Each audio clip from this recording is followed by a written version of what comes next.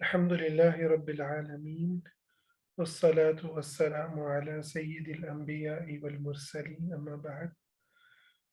باب ہے باب فضل من علم وعلم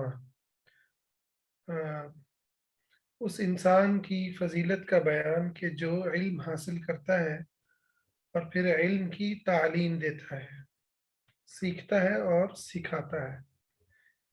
اس حدیث کے راوی ابو موسیٰ اشعری رضی اللہ تعالی عنہ ہیں۔ ابو موسیٰ اشعری سے بہت بڑی تعداد میں احادیث جو ہیں وہ مروی ہیں، اور یہ نبی صلی اللہ علیہ وسلم سے روایت کرتے ہیں کہ آپ نے فرمایا مثل ما بعثني الله به من الهدى والعلم كمثل الغيث الكثير أصاب أرضا، کہ اللہ رب العزت نے مجھے جس علم اور ہدایت کے ساتھ بھیجا ہے اس کی مثال تیز بارش جیسی ہے کہ جو زمین پر برستی ہے، اور وہ زمین کے اب مختلف جو حصے ہیں وہ بیان فرمایا فَكَانَ مِنْهَا نَقِيَّةً قَبِلَتِ الْمَاءَ فَأَنْبَتَتِ الْكَلَأَ وَالْعُشْبَ الْكَثِيرَ۔ تو زمین کا ایک حصہ ایسا ہے جو بڑا عمدہ ہے، اس نے پانی کو جذب کیا اور بہت سا گھاس اور سبزہ اگایا۔ وَكَانَتْ مِنْهَا أَجَادِبُ أَمْسَكَتِ الْمَاءَ فَنَفَعَ اللَّهُ بِهَا النَّاسَ فَشَرِبُوا وَسَقَوْا وَزَرَعُوا۔ اور ایک حصہ زمین کا ایسا ہے کہ جو پانی کو جذب نہیں کرتا بلکہ جو پانی کو روک لیتا ہے، تو سخت زمین ہے جو پانی کو روک لیتی ہے، تو اللہ تعالیٰ اس سے بھی لوگوں کو فائدہ پہنچاتا ہے۔ لوگ خود بھی پانی پیتے ہیں اور جانوروں کو بھی سیراب کرتے ہیں اور زراعت بھی کرتے ہیں۔ اور تیسرے حصے کا بیان فرمایا وَأَصَابَتْ مِنْهَا طَائِفَةً أُخْرَى إِنَّمَا هِيَ قِيعَانٌ لَا تُمْسِكُ مَاءً وَلَا تُنْبِتُ كَلَأً۔ تیسرا حصہ اس زمین کے اس حصے جیسا ہے کہ جو صاف اور چٹیل میدان ہے، نہ وہ پانی کو روکتا ہے اور نہ ہی سبزہ اگاتا ہے۔ تو یہ تین طرح کی زمینوں کی مثال دینے کے بعد آپ صلی اللہ علیہ وسلم نے فرمایا فَذَلِكَ مَثَلُ مَنْ فَقُهَ فِي دِينِ اللَّهِ وَنَفَعَهُ مَا بَعَثَنِيَ اللَّهُ بِهِ فَعَلِمَ وَعَلَّمَ۔ اب پہلے دو جو زمین کی مثالیں ہیں، کہتے ہیں کہ یہ مثال ان لوگوں کے لیے ہے جو اللہ کے دین کو سمجھتے ہیں، دین کی فقاہت حاصل کرتے ہیں، اور انہیں نفع ہوتا ہے اس سے جس کے ساتھ اللہ نے مجھے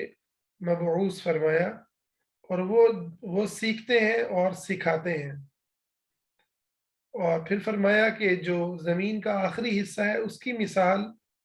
علم کے حوالے سے اس شخص جیسی ہے وَمَثَلُ مَنْ لَمْ يَرْفَعْ بِذَلِكَ رَأْسًا وَلَمْ يَقْبَلْ هُدَى الَّذِي ولم يقبل هدى الله الذي ارسلت به، کہ وہ جو کہ اپنا سر ہی نہیں اٹھاتا، یعنی اعراض کرتا ہے اللہ تعالیٰ نے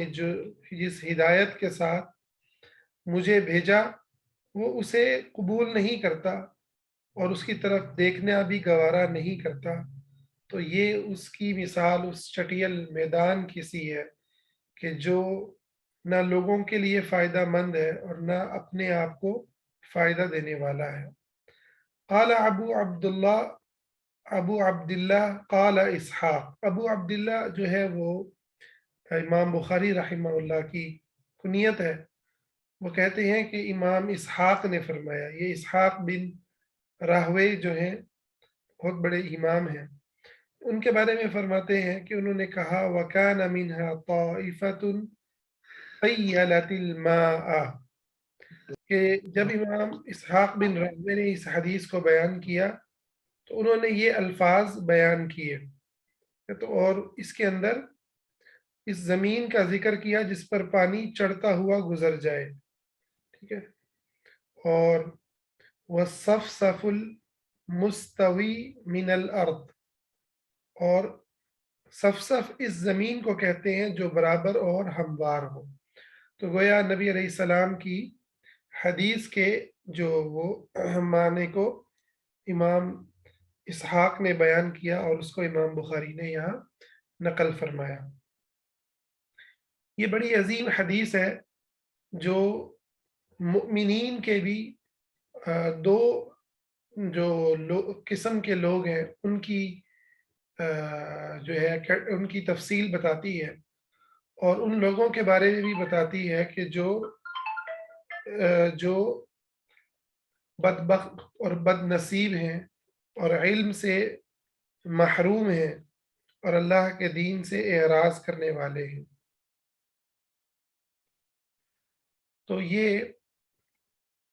اب دو مثالیں دی ہیں کہ ایک شخص وہ ہے کہ جو اس زمین کی مانند ہے کہ جو خود بھی فائدہ حاصل کرتا ہے، ٹھیک ہے، اور وہ زمین اپنے اندر پانی کو جذب کرتی ہے۔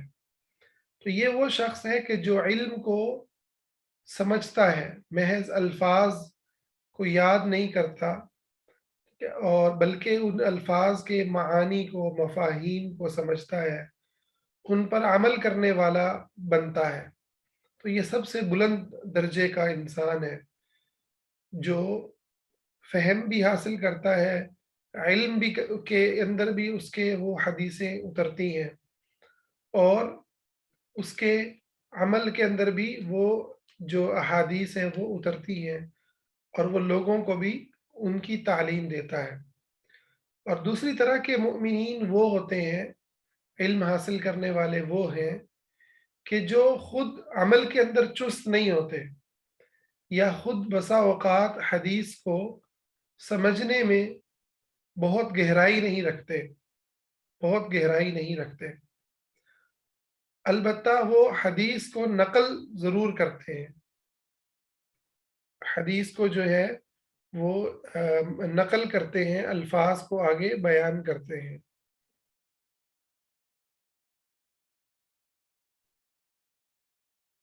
مجھے سمجھ نہیں آ رہی یہ بشرا اس میں کہاں سے آ گئی۔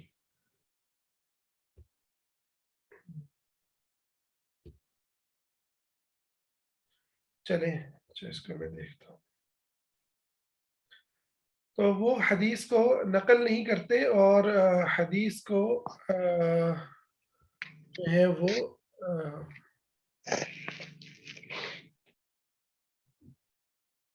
نہ حدیث کو یعنی الفاظ بھول گئی، کیونکہ یہ میرے سامنے وائٹ بورڈ سا کھل گیا، مجھے سمجھ نہیں آ رہی کہ یہ کس نے کھول لیا۔ اس کو آپ بند کر لیں، بشرا آپ نے کھولا ہوا ہے اپنی، اس کو اس وائٹ بورڈ کو بند کر لیں۔ اچھا، تو ایک طرح کے لوگوں کا ہم نے ذکر کیا حدیث کے اندر کہ جو خود بھی علم کو سمجھتے ہیں، عمل میں اتارتے ہیں اور اس کی دعوت دیتے ہیں، اور دوسری طرح کی زمین وہ ہے جو پانی کو روک لیتی ہے، اپنے اندر جذب نہیں کرتی۔ تو وہ بہت زیادہ علم کے اندر گہرے نہیں ہوتے، بہت عمل والے نہیں ہوتے، لیکن وہ علم کو دوسروں تک پہنچانے کا ذریعہ بنتے ہیں۔ ان کی بھی تعریف کی گئی ہے، وہ بھی قابل تعریف ہے۔ اس سے یہ پتہ چلتا ہے کہ بہت ہائی لیول کی لوگوں سے مطالبہ کرنا یہ اللہ تعالیٰ کا اسلوب نہیں ہے، ٹھیک ہے۔ اللہ تعالیٰ ہر لیول کے مؤمن کو، ہر لیول کے انسان کو جو اللہ پر ایمان لاتا ہے، اللہ تعالیٰ اسے قبول کرتا ہے، ٹھیک ہے۔ اور بسا اوقات ایک ہی شخص کی زندگی میں کوئی ایسا مرحلہ ہو سکتا ہے جس کے اندر وہ اس کا عمل کمزور پڑ جائے، ٹھیک ہے، اور وہ اتنا زیادہ چست نہ رہے، اور اسی طرح ممکن ہے کہ ایک انسان وہ عمل والا بھی ہو، سمجھنے والا بھی ہو، اور اس کے پاس پھر وہ علم کو سکھانے والا بھی ہو، اور دوسرا انسان وہ ایسا نہ ہو، لیکن کسی نہ کسی پہلو کے اندر وہ بھی خیر کا کوئی کام کر رہا ہو۔ تو یہ دونوں لوگ قابل تعریف ہیں، جب اللہ کے نزدیک قابل تعریف ہیں تو ہمارے نزدیک بھی ایسے لوگ قابل تعریف ہونے چاہیے، ٹھیک ہے؟ ہم اپنے لیے تو بے شک سختی کریں، اپنے لیے سخت میں معیار رکھیں، لیکن لوگوں کے لیے ہمارے اسٹینڈرڈ انہیں قبول کرنے کے، ان کی تعریف کرنے کے، وہ سخت نہیں ہونے چاہیے۔ کسی حدیث سے ہمیں یہ بات پتہ چلتی ہے۔ اور برے لوگ کون ہیں؟ کہ جن کی مثال آپ صلی اللہ علیہ وسلم نے ایسے پانی، ایسی جگہ کی دی، زمین کے ایسے ٹکڑے کی کہ جہاں نہ پانی ٹھہرتا ہے نہ ان کے اندر جذب ہوتا ہے، تو وہ کسی کام کا، کوئی کام کے، کسی خیر کے کام میں استعمال نہیں ہوتے، ٹھیک ہے؟ اور وہ اللہ تعالیٰ کی بات کو اور ہدایت کو سننے کے لیے تیار نہیں، سر تک نہیں اٹھاتے، ٹھیک ہے؟ کتنے دیکھیں نبی علیہ السلام نے لفظ کیسے استعمال فرمائے، لم یرفع بذلک رأسا، اپنے سر اٹھا کر یہ تک نہیں دیکھتے کہ اللہ کی، رب العزت کی بات اور حضور کی بات اور دین کی بات جو ہے وہ کی جا رہی ہے، اور وہ کس قدر اہمیت رکھتی ہے، یعنی دین کو جو ہے حقیر اور ہلکا سمجھتے ہیں، نعوذ باللہ من ذالک۔ تو یہ لوگ جو ہیں یہ بد نصیبی کے اندر ہیں، یہ اپنا نقصان کرنے والے ہیں، یہ اپنے آپ کو خسارے کے اندر گرانے والے ہیں۔ تو یہ تین طرح کے لوگوں کی مثال دی ہے، تو ہمیں دیکھنا چاہیے اپنے لیے کہ ہم کس لیول کے اوپر ہیں، اور جس مرحلے پر بھی ہوں ہم، اگر ہم خیر والے لوگوں میں ہیں تو یقیناً، یعنی میں تو یہی گمان رکھتا ہوں کہ ہم سب جو اس وقت دین کو سیکھ رہے ہیں، اور دنیا بھر کے اندر، امت کے اندر بہت خیر موجود ہے، کہ بہت بڑی تعداد ہے جو خیر کے اندر ہے، تو لوگوں کے اندر بہت خیر ہے، اور جس کے اندر برائی بھی ہے تو اس کو بھی ہمیں خیر کی طرف لانا ہے، اس کو بھی ہم نے بھلائی کی طرف لانا ہے۔ تو لیکن ہمیں اپنے رویوں پر البتہ ضرور یہ جو ہے نظر رکھنی چاہیے کہ ہم کہیں پر بھی زندگی میں ایسا رویہ نہ اپنائیں اللہ اور اس کے رسول کی بات کے ساتھ، علم کی بات کے ساتھ، کہ تکبر کے اندر آ جائیں، تکبر کے اندر آ جائیں، یا دین سے اعراض کے اندر آ جائیں۔ اچھا، اس کے بعد اگلا باب ہے باب رفع العلم و ظہور الجہل،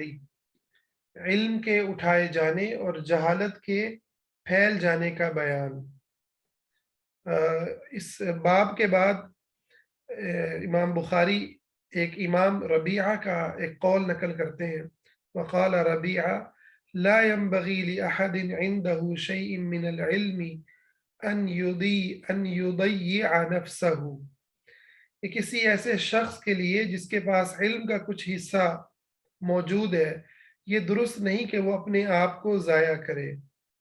کہ بڑی کمال کی جو ہے وہ بات فرمائی کہ کسی کے پاس علم کی کوئی بات موجود ہے تو وہ اپنے آپ کو ضائع نہ کرے۔ کہ یہ پہلی نصیحت تو یہ طالب علم کو ہے، اور دوسری نصیحت یہ ہر اس انسان کو ہے کہ جس کے اندر خیر موجود ہے، جس کے اندر خیر موجود ہے اور جو بھلائی والا انسان ہے، تو اسے اپنے آپ کو سنبھال کے رکھنا چاہیے۔ دیکھیے اللہ تعالیٰ نے خودکشی کو ایک بڑا جرم قرار دیا ہے، گناہ قرار دیا ہے، اس کے لیے سخت وعید فرمائی ہے، حالانکہ جسم اس انسان کا اپنا ہے، زندگی اس کی اپنی ہے، اب اس نے اگر ختم کر لی تو اس میں اللہ تعالیٰ کو کیا جو ہے اس پہ ناراضگی ہونا، ٹھیک ہے؟ لیکن اس کا جواب یہ ہے کہ اللہ رب العزت انسانوں سے یہ چاہتے ہیں کہ اللہ نے ان کو جو زندگی دی ہے، اللہ نے ان کو جو نعمتیں دی ہیں، اللہ نے ان کو جو عزت اور اکرام سے نوازا ہے، انسان اس پر اللہ کا شکر ادا کرے، ان نعمتوں کی قدردانی کریں۔ تو اس سے پتہ چلتا ہے کہ ہر ایسا رویہ جو کسی انسان کی تذلیل کے اوپر، اسے احساس کمتری میں مبتلا کرنے پر جو ہے وہ اس کے نتیجے میں، یعنی کسی انسان کی بے عزتی ہو، اس کی تحقیر ہو، وہ اپنے آپ کو ہلکا اور کمتر سمجھے،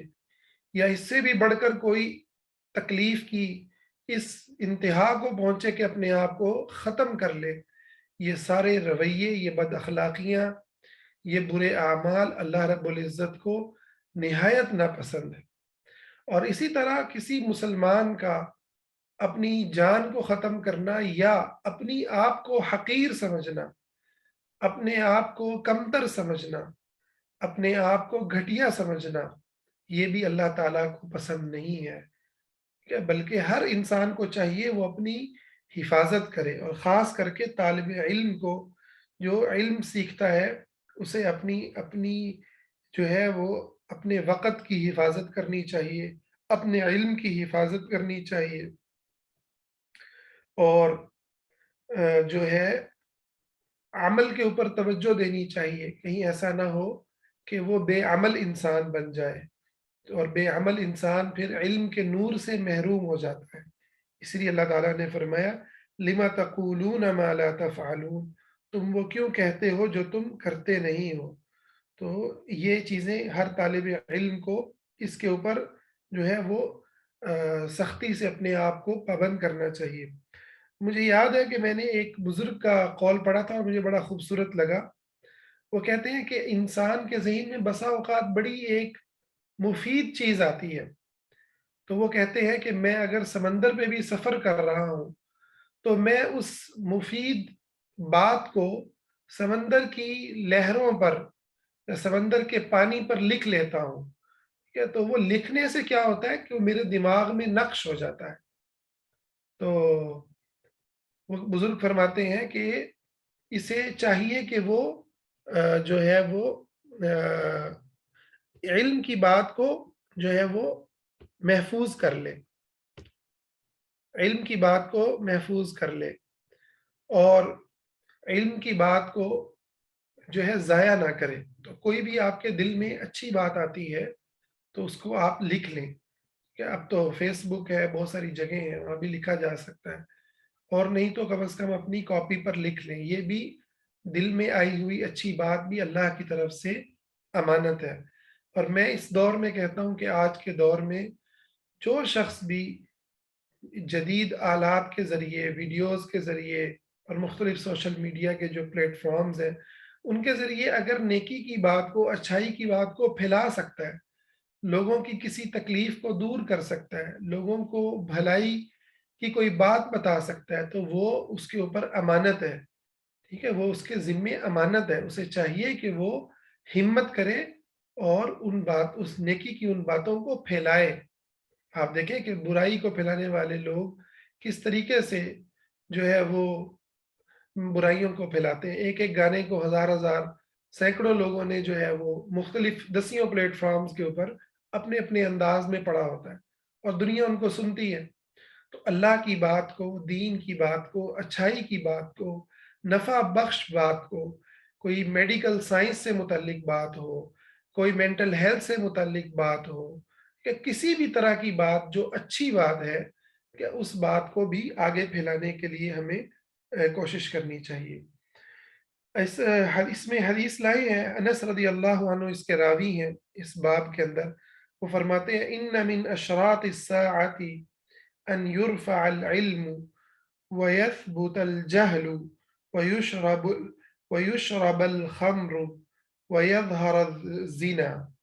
کہتے ہیں کہ قیامت کی علامات میں سے علامات یہ علامات ہیں کہ علم اٹھا لیا جائے گا، جہالت پھیل جائے گی، اور شراب پی جائے گی، اور زنا ظاہر ہوگا۔ یہ بڑی ہی فکر مند اور انسان کو پریشان کر دینے والی اس کے اندر باتیں ہیں، کہ انسان اس پر اپنے آپ کا محاسبہ کرے۔ دیکھیں دنیا میں جو تباہی ہے، جو زمین کے اوپر بپا ہوتی ہے، وہ ایک فرد کی خرابی سے نہیں ہوتی، اور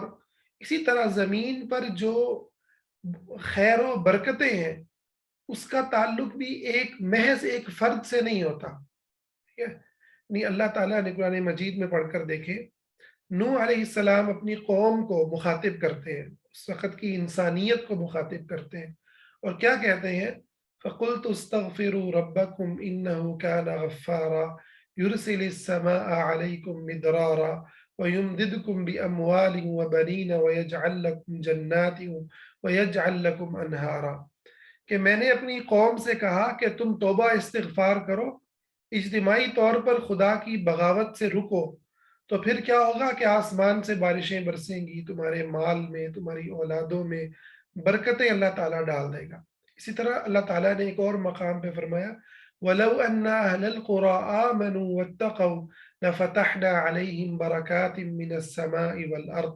اگر بستیوں والے ایمان لے آئیں اور تقوی اختیار کریں تو ہم آسمان سے برکتوں کے دروازے کھول دیں۔ تو یہ جو خطاب ہے یہ پوری قوم کو ہے، ٹھیک ہے؟ تو جب انسان اجتماعی سطح پر ظلم سے باز آتے ہیں،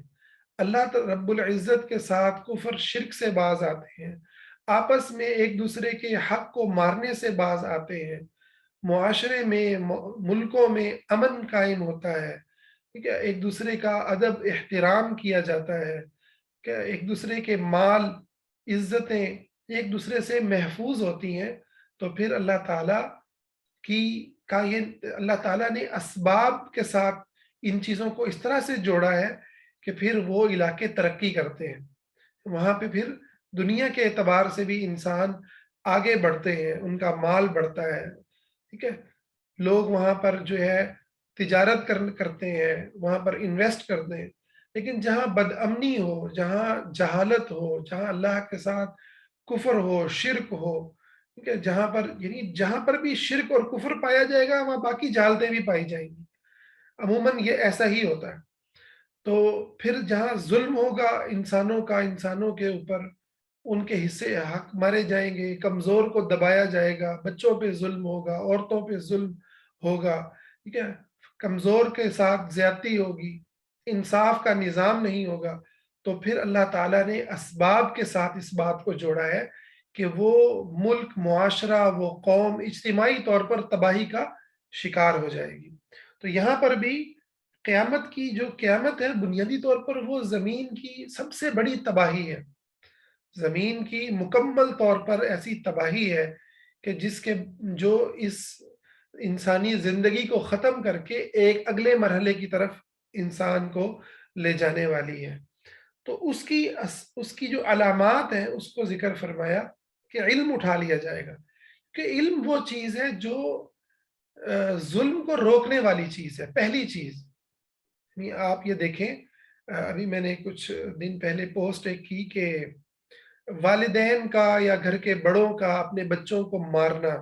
ٹھیک ہے، اپنے بچوں کو بیجا جو ہے نا وہ اصلاح کے نام پہ،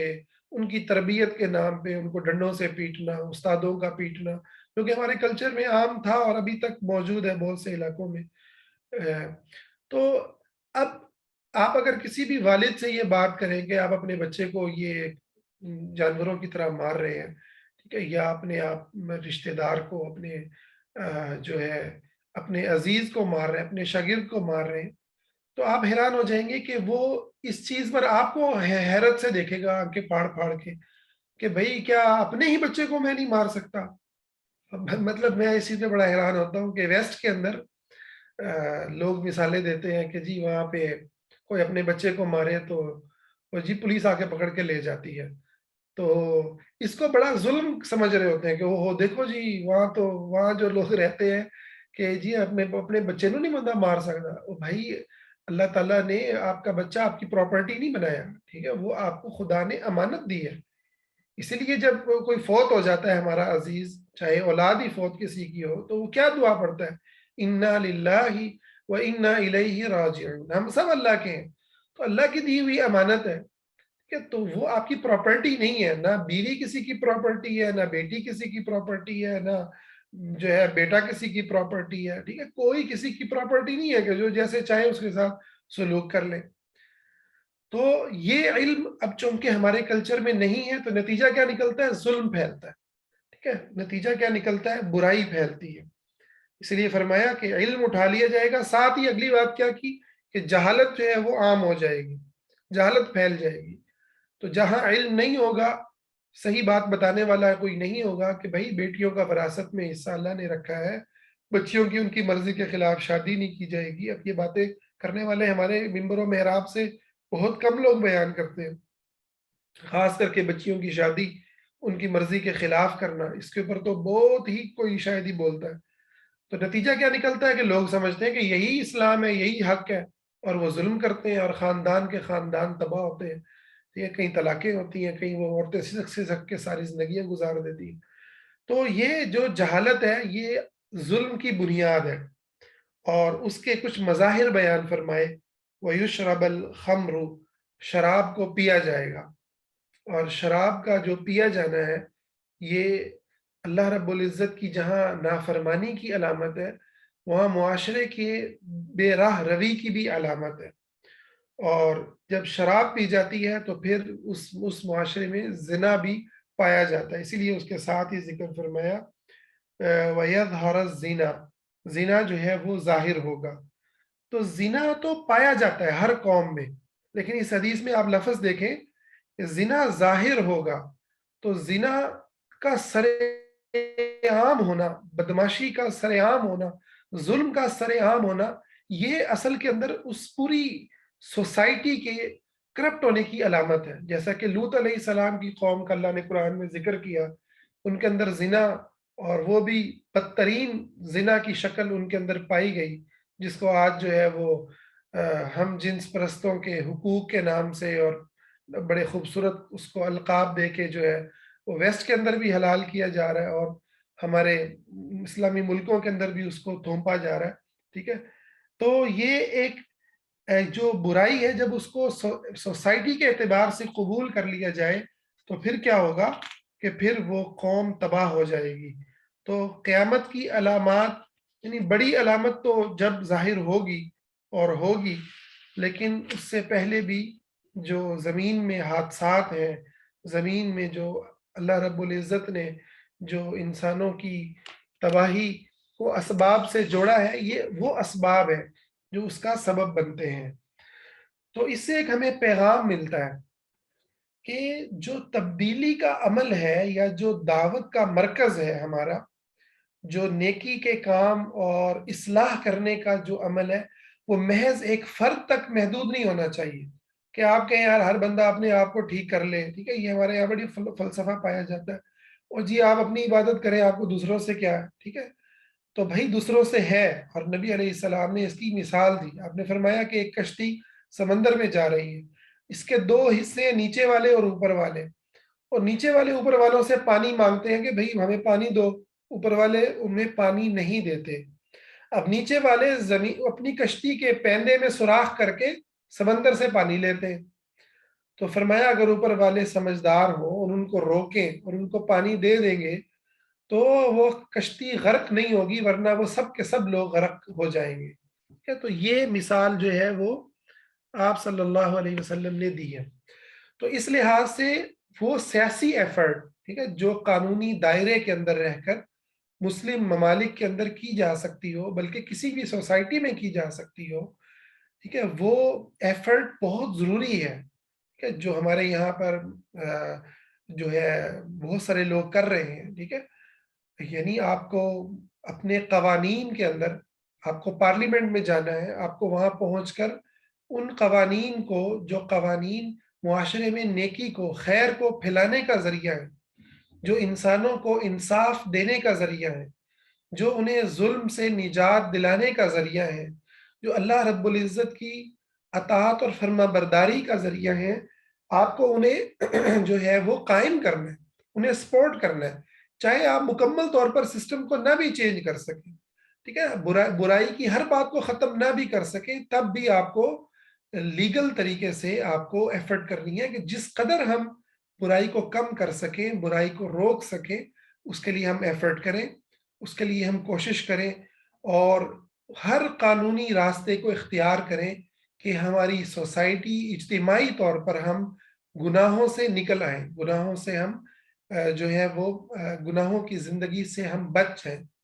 اس لیے یہ ملک جب بنایا تو بانی پاکستان نے اس کو انہی الفاظ سے جو ہے نا وہ بیان کیا کہ ہم یہ چاہتے ہیں کہ یہ اسلام کی ایک تجربہ گاہ جو ہے وہ بنے، یہاں پر ہم جو امپلیمنٹ کر سکتے ہیں اور جو ہم بہتری لا سکتے ہیں وہ باہر کے لوگوں کے لیے بھی مثال اور نمونہ بنے۔ تو صرف محض جو ہے وہ جو ہے چند چیزوں کو دیکھنا نہیں، دین کو مکمل سطح پہ دیکھنا، یعنی آپ عورتوں کے حقوق کے لیے جو ہے وہ بجائے اس کے کہ لبرل آواز اٹھائیں، بجائے اس کے کہ وہ لوگ جو اللہ رب العزت کے ساتھ بغاوت کر رہے ہیں، جو اللہ اور دین اور رسول کو ماننے سے انکار کر رہے ہیں، وہ عورتوں کے حقوق کی بات کریں،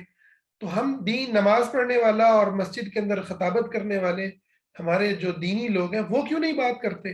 ٹھیک ہے، وہ بات کریں کہ بھائی یہ کیا ہے جو پکڑ کے باپ جو ہے شادی کر دیتا ہے کہ چچا کے بیٹے سے شادی ہوگی بس، وہ چاہے اب بیٹا جو ہے شرابی ہے، کماتا ہے نہیں کماتا ہے، ہر صورت میں وہیں پہ ہوگی، پیدا ہوئی بچی کا رشتہ مانگ لیتے ہیں، یہ فلاں کے ساتھ اس کو بیان ہے، اور وہ جیسا مرضی اخلاق کا نکلے، بٹے سٹوں پہ شادیاں ہوتی ہیں، مرضیوں کے خلاف شادیاں ہوتی ہیں۔ تو یہ جتنے بھی مسائل ہیں اے ٹو زیڈ، ان مسائل کو چاہے وہ عورتوں سے تعلق رکھتے ہیں، بچوں سے تعلق رکھتے ہیں، اس کو بجائے اس کے کہ جو ہے کوئی یو این او کے قوانین اس کی حفاظت کریں، ہم اللہ کے دین سے جو ہے ان چیزوں کو بیان کریں اور ان چیزوں کی حفاظت کریں، اس صورت کے اندر سوسائٹی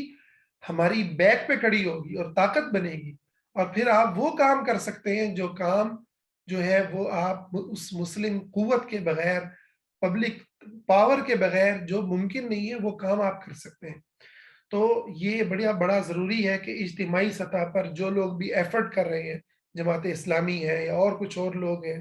جو لوگ بھی ایفرٹ کر رہے ہیں ان کو سپورٹ کیا جائے، چاہے ہمیں ان کے کسی اور چیز سے اختلاف بھی کیوں نہ ہو، ٹھیک ہے، آپ کو جہاں پر بھی جو بندہ نظر آتا ہے کہ یہ بندہ خیر کو کا سبب بن سکتا ہے، کہیں پی ٹی آئی کا کوئی ایسا بندہ نظر آتا ہے کہ جو سمجھدار ہے، جو اچھے کام کو سامنے لا سکتا ہے، تو یہ نہ دیکھیں کہ میرے ابا تو نون لیگ کے اندر ہے یا میری جماعت تو اس کے اندر ہے، آپ خیر کو دیکھیں، ٹھیک ہے، خیر کو دیکھیں، وہ کسی بھی پارٹی کے اندر ہو، وہ مذہبی پارٹی میں ہو، غیر مذہبی پارٹی میں ہو، وہ مولوی میں ہو، وہ مسٹر میں ہو، وہ کسی کے اندر ہو جو معاشرے کے اندر بھلائی کے کام کو کھڑا کر سکتا ہے، جو برائی کو کام کو روک سکتا ہے، آپ اس کو سپورٹ کریں اور اس کو دین کا حصہ سمجھیں۔ اللہ تعالیٰ سے دعا ہے اللہ تعالیٰ ہمارے معاشروں کو امن کا گہوارہ بنائے۔ ابھی ملک عزیز میں ہمارے کچھ میں نے ابھی خبریں دیکھی، مسلسل یہاں واقعات ہو رہے ہیں، کبھی کہیں دھماکہ کبھی کہیں دھماکہ، اللہ تعالیٰ ان دہشت گردوں کو تباہ و برباد فرمائے، اس وطن کی اور پورے عالم اسلام کی حفاظت فرمائے، انڈیا میں مسلمان، فلسطین میں مسلمان اور دنیا بھر میں جہاں بھی مسلمان ہیں، اللہ تعالیٰ ان کی حفاظت فرمائے اور عالم کفر کی سازشوں کو ناکام فرمائے، اور خیر اور نیکی کے پھیلانے والوں کو مضبوط سے مضبوط تر فرمائے، آمین یا رب العالمین۔ جزاکم اللہ۔ اچھا، آپ کو آ، ایک خبر یہ دینی ہے کہ